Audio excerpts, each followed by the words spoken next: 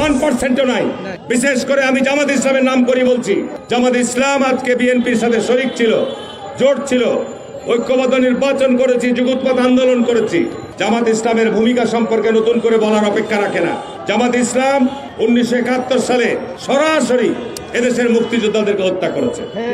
জামাত ইসলাম এদেশের সরাসরি মুক্তিযুদ্ধের বিরোধিতা করেছে।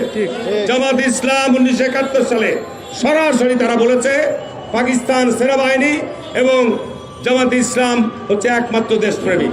এটি ছিল তাদের 71-এর স্লোগান। কি ঠিক না বেটি বলছি ভাইরা? ঠিক তারপরেই দেখেন, আমরা যখন শহীদ রাষ্ট্রপতি জিয়াউর রহমান বহুদলীয় গণতন্ত্র প্রবর্তন করলেন, এরশাদ সাহেব রাতের অন্ধকারে ক্ষমতা দখল করলেন, আমরা রাস্তায় আন্দোলন করছি। সমস্ত রাজনৈতিক দল আন্দোলনের এক পর্যায়ে আন্দোলনের পিঠে ছুরিকাঘাত করে যারা ঘোষণা দিলেন যে এরশাদের অধীনে যারা যাবে তারা জাতীয় বিএনপি, কি এরশাদের সাথে নির্বাচনে চলে যায়নি? কি আমরা গেছিলাম? আমরা যাইনি বলি দেশে গণতন্ত্র ফিরিয়ে এনেছিলাম।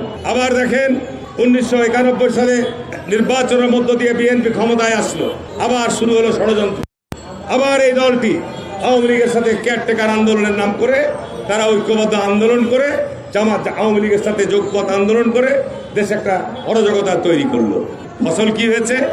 আপনাদের শীর্ষ নেতারা আওয়ামী লীগ ক্ষমতায় এসে কিন্তু সবকে ফাঁসিতে ঝুলিয়েছে। ঠিক না বেটি বলছি ভাই আমার? আবার এখন তারা দেখেন এই প্রফেসর ইউনূসের সময় আজকে বিএনপি বৃহত্তম রাজনৈতিক দল, দেশে যেখানে স্থিতিশীলতা ফিরিয়ে আনা দরকার তার বিরুদ্ধে তারা অবস্থান নিয়েছে। আমি জামাত ইসলামের কাছে প্রশ্ন রাখতে চাই যে আপনারা স্থানীয় নির্বাচন আগে যাচ্ছেন কেন? স্থানীয় নির্বাচন দিলে কি আপনাদের সুবিধা হবে?